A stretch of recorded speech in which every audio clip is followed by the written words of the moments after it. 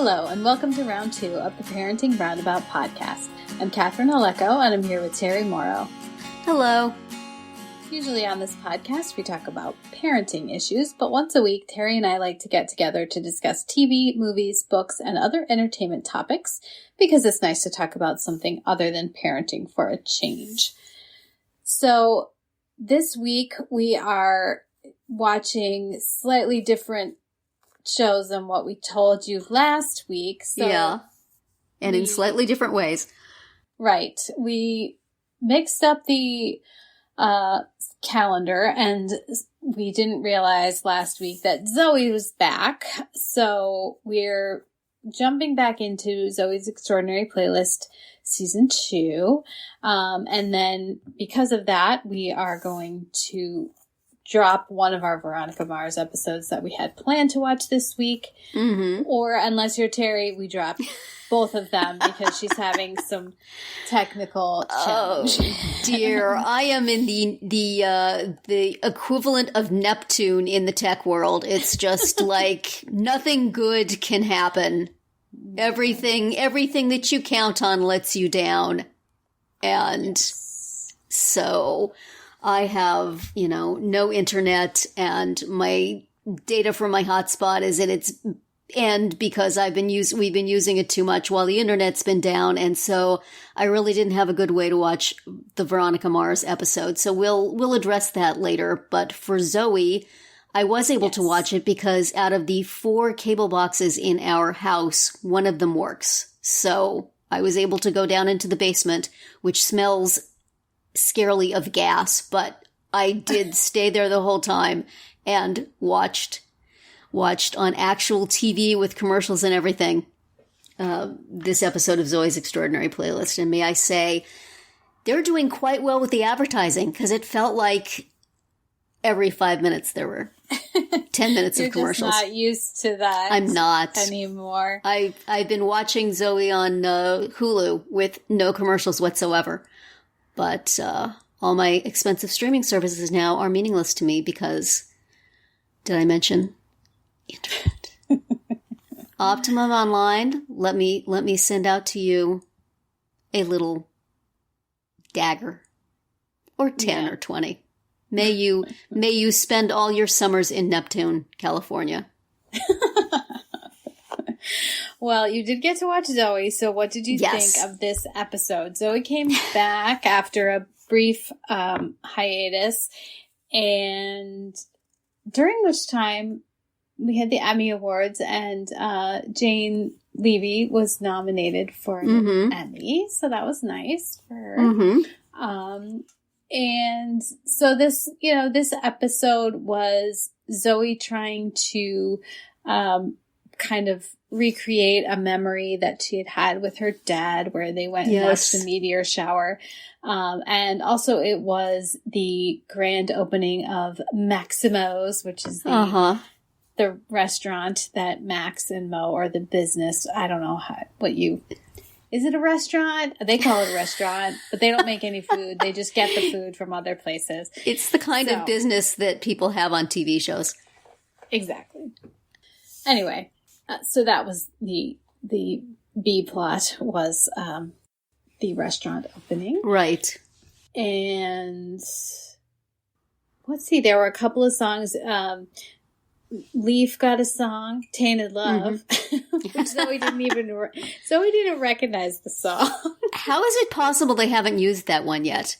I know, right? And I kind of thought that I was concerned when it was first playing that it meant that Leaf was falling for Zoey. I was like, not another one. No. But it turned out that it was not that. It was him having other romantical problems that, of course, Zoey had to try to solve. So, yeah. And Zoey's brother David got a song. Yes, I was very relieved that he got a song that I could watch, because the last one was the one in the courtroom, and it just made me so nervous I had to fast forward. And I would not be able to fast forward today, so... but it was fine, and it was good for him. Yes, and he wants to be in the neighbor's garage band. It's all he wants in life is to not be such a dad, but to be a rock star. You know, what I really thought about this episode really pretty quickly is that, we're back to white people's problems now. Yeah. Meteor showers and... Gosh, I'm a dad who wants to be in a garage band, and the diversity initiative at Spark Point is reduced to a factor in Leaf's dating life. Mm-hmm. But we saw Simon for a short little bit, and there's a hot firefighter, a hot fire marshal has been introduced. What is he exactly? Fire inspector? But, but definitely a potential, love story going on there between him and Mo. Yes. Some serious eyes being made there at the end. So that guy looks super familiar too. I don't know who that he does. But yeah. He looked very familiar. Yeah. Also looking familiar is the old camp friend of Max's, who's going to be a romantic rival for Zoey. And as with advice we have given to Piz on Veronica Mars, really go with the other girl. The one that you're pining over is never going to be the right, so there's only misery being in love with the lead in your series because they're going to have lots of experiences. Go with the camp girl. She seems charming. And she looks familiar to me, but I don't know who she is. So yes, Max, please, you have our blessing. Don't give it a second thought. For sure. So there was no Mary Steenburgen in this one. No, that's right. I just realized that. And David's wife is apparently hard at work to keep him in, a state of life in which he can go be in a garage band. So exactly. We didn't see her either. I'm sure she'll be all over that idea, don't you think? I'm sad we missed that number. Yeah, when he first... the first time he went to the garage band and he brought the baby with him without any ear protection. I suspect because he did not have an actual baby in his pouch. He just correct had stuffing to make it look like a baby. Yes. But parents. But it was supposed to be a baby. Millennial parents definitely make their babies wear ear protection when they're around garage bands. Right. So. I expect that to be incorporated in future. If Baby Miles goes to any practices. And how could he not? Because does Baby Miles have somebody else to hang with? He really doesn't, because David is supposed to be his stay-at-home dad. Right? Yes, right. Which was fine for about 5 minutes, and now he wants to do something else. But yeah. And also, he just happened to be hanging around. Him and Zoey, per usual, were at their mother's house. She's nowhere. Right. She's not even there. They both have their own apartments. I also was sad that they had that flashback at the beginning. When the show started and it's this little girl, I thought, is this the wrong show? I thought it was on at 9:00. Where is Zoey? And then but you had to know because she had red hair that was... Exactly. Well, of course, because... Yes, and they couldn't. I mean, there's a guy with Peter Gallagher's voice piped in. I really wish the lighting wasn't good. They could have had actual Peter Gallagher there, and nobody would have thought he looked 20 years too old. But I just was sad that they're not finding a way to work in Ghost Dad in more ways. This was an example of a way they could do it. Flashback. There you go. Right, exactly. We just have to imagine him being there without it actually being him. And no, the photograph is not enough. Right. The photograph that looks like a headshot. That's the kind of thing that most people keep on their nightstand of their dad. Yes. Oh, dear. Another thing I was thinking of, actually, while Zoey was driving out the second time to the meteor shower, is that this girl has no female friends. I mean, Mo feels that function. It works, but still. Right. So I'm hoping that I was wondering what had happened to random Spark Point girl who was there with Tobin. And I guess they were in a different car because they're at the end when they were all hanging out looking at the stars. She was there. So can she please be a friend for Zoey? Or maybe Max's new girlfriend can be a friend for Zoey. There you go. But she is not lacking for male attention, but... No, you're right. She was weirdly friends with Joan, her boss. Yes. But she was kind of commandeered into friendship, I think. But so now she can commandeer random Sparkpoint girl to be her friend. Exactly. I think that's fair. She's enjoyable in a cliched sort of way, but yes, that's fine. Yeah. So it was good to have it back. Yeah. And the restaurant is completely ridiculous. And I would not be unhappy for it to go away, except then they'd have to find some other job for people to have. So, okay, fine. Yeah. It's a useful set that they can, instead of going to the coffee place. Right. They're now going to be meeting. The coffee place anymore. Yes. This is going to be the new coffee place. Right. It will. So, and, it's a TV show. So they can have a TV show restaurant. But yes. Just between us. Well, I mean, also, it's completely ridiculous. As we've said before, this show exists in a world without COVID, so that's another fantasy that Yes, definitely. Yeah, as the fire inspector was going around saying, you need this, you need that, and then I expected him to say, and you need all these tables to be 6 feet apart, and all the staff needs masks. And it's like, oh, wait, no. Yeah. We're in an alternate universe here. Exactly. Alternate universe San Francisco. Which is okay. I mean, I don't really mind, except that it's just weird, now that we've lived like this for a year. It is. To see crowds and people without masks and all that. Yeah. So. Yeah. The shows that have tried to work the masks in, it's ridiculous. It's not it's like they're sort of there for a second and then the masks are off again. It's like, all right, we nodded to it. Right. Suspend that disbelief, please. These are expensive actors. We want you to see their faces. Yes, please. The makeup people need work. Please don't make us cover their faces up. Oh, well. Well. So that's Zoey. Yes. And so, tell me, Catherine.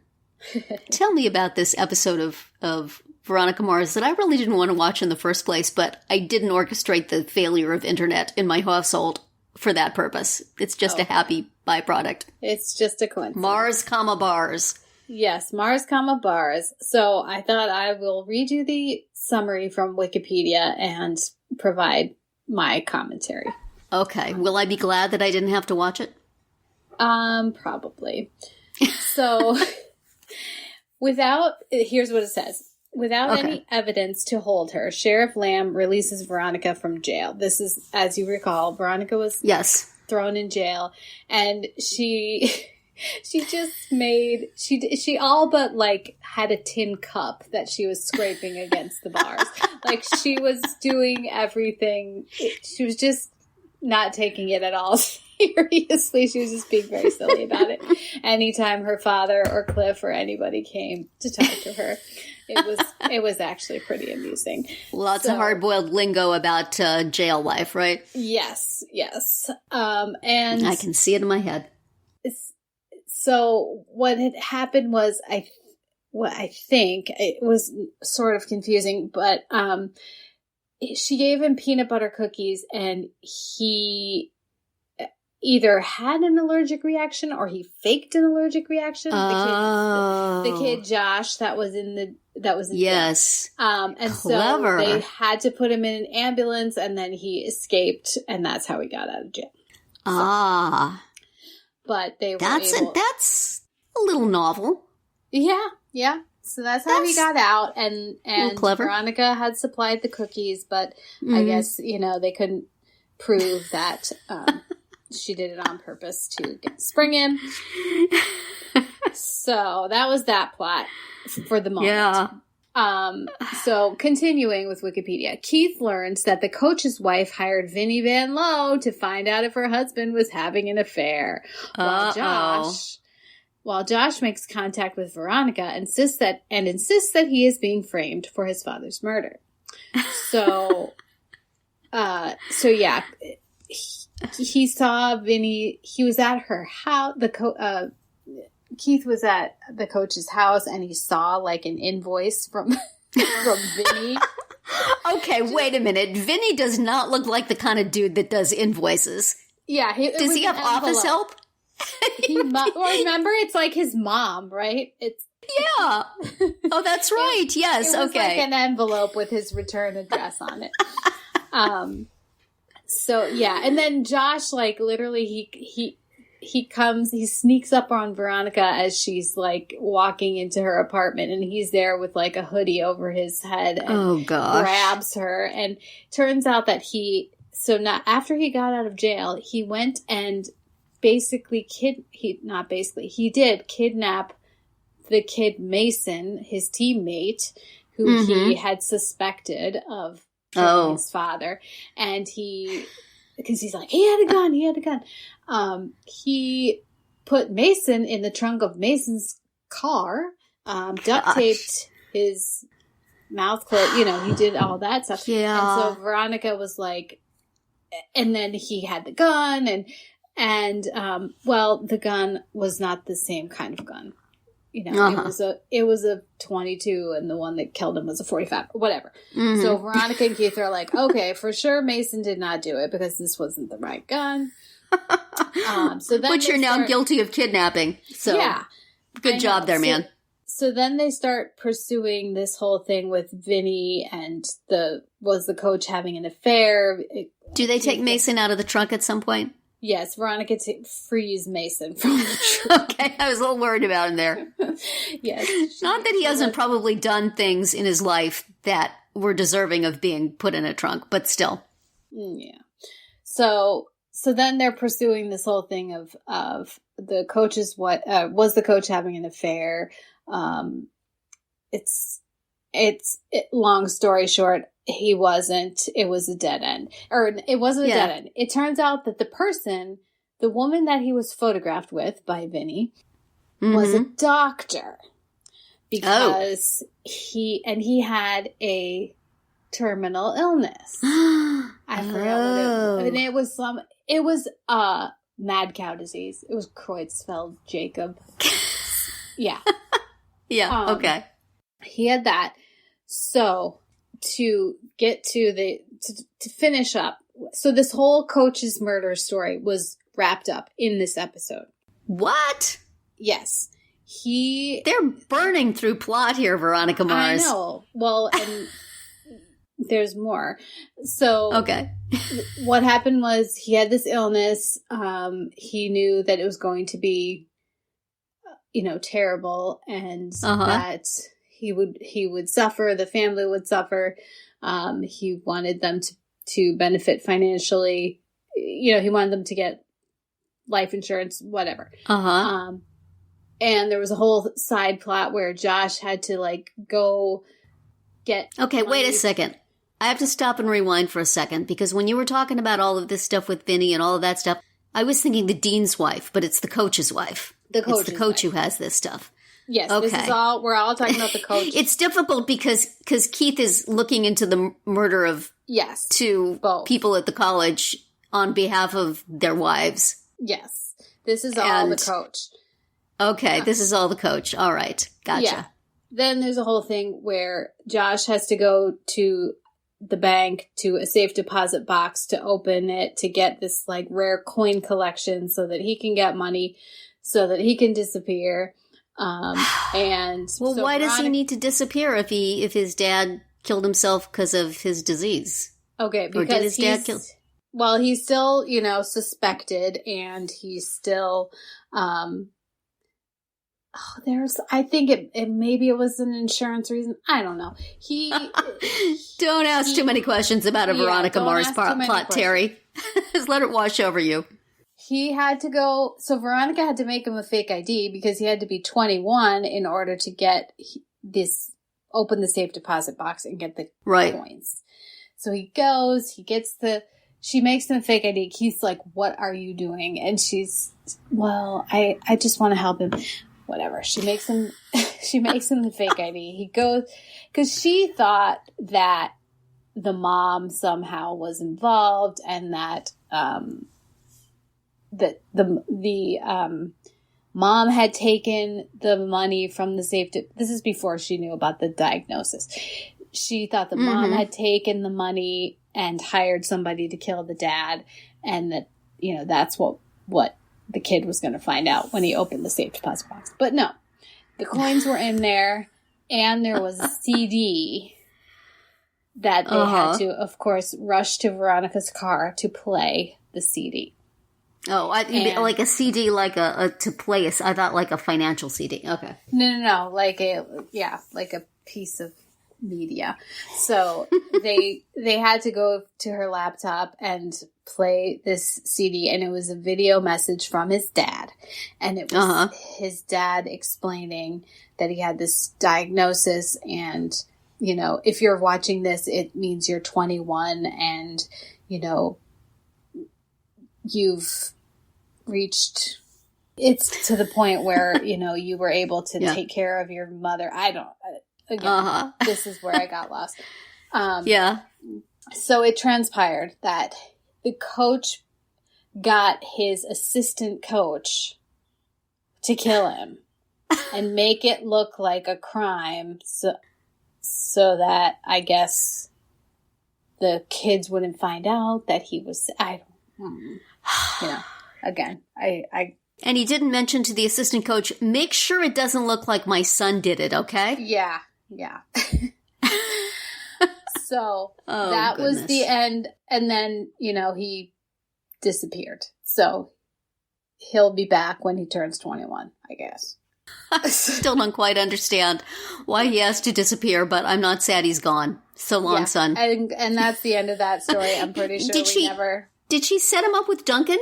Because the last person she helped get out of town to duck a crime? They could probably be friends. Yeah, probably, Duncan could use a little babysitting help. And, I think that... they could shoot together just to pass the time until they turn 21. Absolutely. So we'll just assume that's happening. Right. So now, for getting back to Wikipedia so that we can continue with the storyline. Okay. There's more? There's more. Logan joins Mac and Parker on a Valentine's Day scavenger hunt. And Bronson was there too. So it was basically two couples. It was Mac and Bronson, and then Logan and Parker, because they had signed up to do this scavenger hunt thing, and I guess whoever was going to do it with Parker couldn't do it. So they got Logan. All right. To step in. So this is kicking off a Logan and Parker story. Okay. All right. So this was the, light part of the plot, like them having to go to the store and buy condoms and take pictures and, do all kinds of silly stuff to try to win this scavenger hunt prize. And then they came in third, and Logan was mad, I think. He was like, what? We did all that? We came in third place. Now, last week we talked about how delightful it was when Logan was paired with different people than Veronica. Yes. It sounds like Logan doing a scavenger hunt really with anybody would be adorable. Was it good? It was. It was cute. It was fun. They had fun. He's having a couple of nice, calm, sweet runs of episodes here. Yes. So the floor is going to fall out at some point. Well, yes. And Mac and Bronson, Mac was able to get over her flashbacks and trauma, and good. Her and Bronson are good now. They're good. All right. I'm happy for her. That's great. And now she doesn't have to worry about whether he's a serial rapist or anything. That's all been taken care of. So right. He just seems to be a regular old nice guy who likes animals. So. All right. And likes her, apparently. Close to her as his sister. Okay, but we won't think about that. Here is the last sentence of the Wikipedia summary. It's a doozy. Lamb attempts to apprehend a suspect without waiting for backup and is killed. Oh. The end. Goodbye. Wow. Yeah. Okay, So did he try to renegotiate his contract at a higher rate or something? I don't know, but he's gone. Oh, And wow.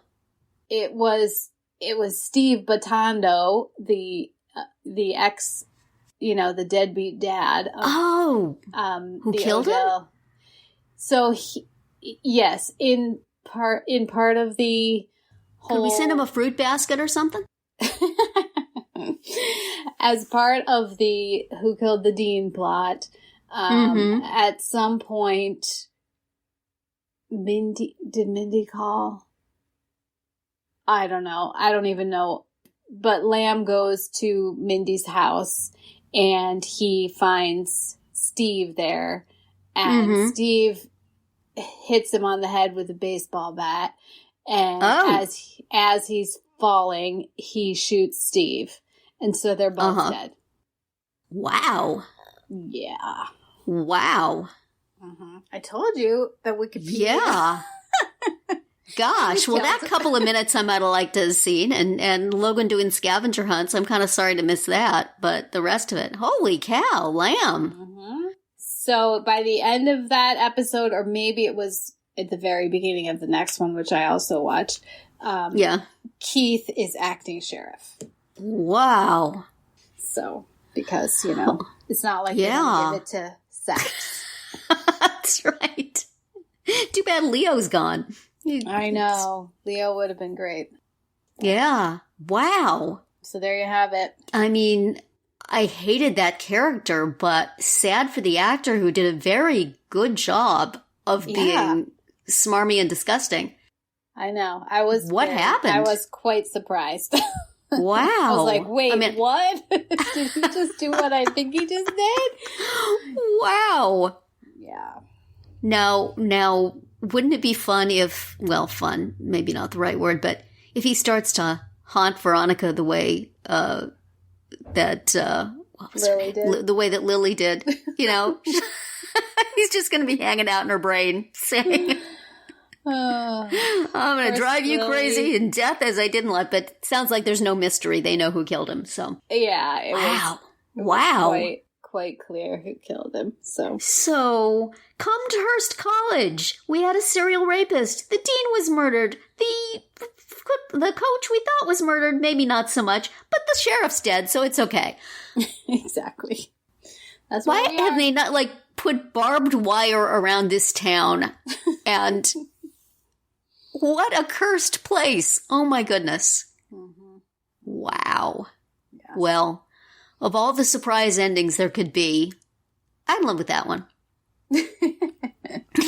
You can live with it. Sheriff Lamb can't. Sheriff Lamb can't. But he's such a comic relief character to, die tragically. I know. And we never found out why he had that weird moment of decency when, in that long ago and completely now ignored plot of what's her name who died and her sister and the horrible parents that were it seemed like there was something more to him there for a minute, and then they thought, nah. Yeah. We'll just let him be an asshole for the next season, and then we'll kill him off. Exactly. Yep. And so he did. R.I.P. Wow. I know. So that is unsuspected. That's what I missed. Golly, I may have to go back and watch. I may have to go back and watch certain parts if I ever have internet again, and just fast forward to the good stuff. Fast forward the whole entire coach's death thing because it really didn't end up mattering at all. What was the point of doing it at all if they're going to resolve it in 2 episodes? Yeah, is it going to lap over in some meaningful way? I get the feeling it's not. It's just they really escalated the case of the week and made it into the case of 2 weeks. It was a 2-part case of the week is what it was. Instead of it being a missing monkey, it was this poor man dying. So. Oh, man, if you're going to do that, don't have an argument with your son right before. He couldn't wait a day or two until everything was patched up. I know, yeah. Why did he choose to do it that day? I don't know. Couldn't he have been sweet to his son if he knew that's what he was going to be doing? He did give his son... Do not overthink. He gave his son he gave him the ring. His ring. Yeah, he gave him the ring. And he recorded the video message, but I think he probably recorded that before they had the fight. So. Yeah. Oh, this show is so weird. It's just Neptune, ladies and gentlemen. Yep, there you go. Well, next week we'll have Zoey's Extraordinary Playlist, Season 2, Episode 8, Zoey's Extraordinary Birthday. Of course. So that should be festive. And we'll also watch Episode 15 of Veronica Mars Season 3. It's called Papa's Cabin. Oh, yes. That's going to be it for our Round 2 today. Please subscribe to our Parenting Roundabout podcast so you won't miss any of our episodes. We have something new for you every weekday. As always, you can find recaps, links, and the opportunity to comment on our website at parentingroundabout.com. Bye, Terry. Bye, Catherine. Bye, everyone.